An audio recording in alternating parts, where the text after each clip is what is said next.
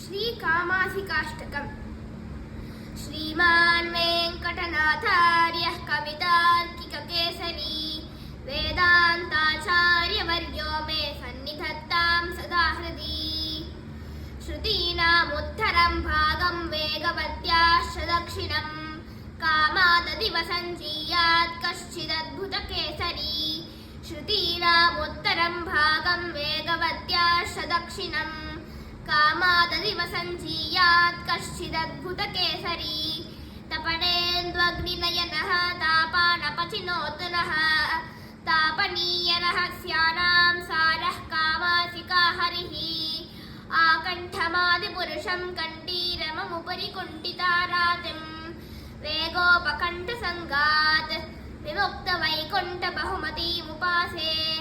बन्धुमखिलस्य जन्तोः बन्धुरपर्यङ्कबन्धरमणीयं विषमविलोचनमीडे वेगवती पुलिनखेलिनरसिंहं स्वस्थानेषु मरुद्गणानियमयन् स्वाधीन सर्वेन्द्रियः। पर्यङ्कस्थिरधारणा प्रकटितप्रत्यन्मुखावस्थितिः प्रायेण प्रणिपेदुषान् प्रभुरसौ योगं निगं शिक्षयन्। कामानाथनुतादशेषजगतां कामासिका केसरी विकस्वरनखस्वरक्षतहिरण्यवक्षस्थली निरर्गलविनिर्गलद्धितिरसिन्धुसन्ध्यायिताः अवन्तुमधरासिका मनुजपञ्चवक्त्रस्याम् अहं मृदनिकामितः प्रकटिताः वाबाहवः।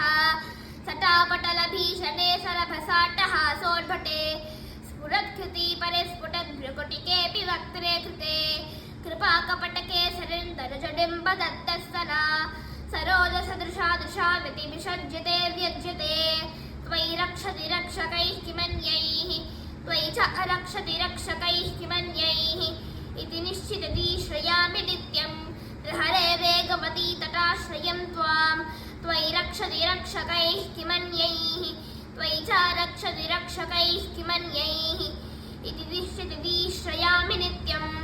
हरे वेगवती तटाश्रयं त्वाम् इत्थं स्तुतः सकृतिहाष्टभिरेशपद्यैः श्रीवेङ्कटेशरचितैः श्रीकृशेन्द्रवन्द्यः दुर्दान्तघोरदुरितद्विरदेन्द्रभेदी कामासिकानलहरिर्वितनोतु कामान्।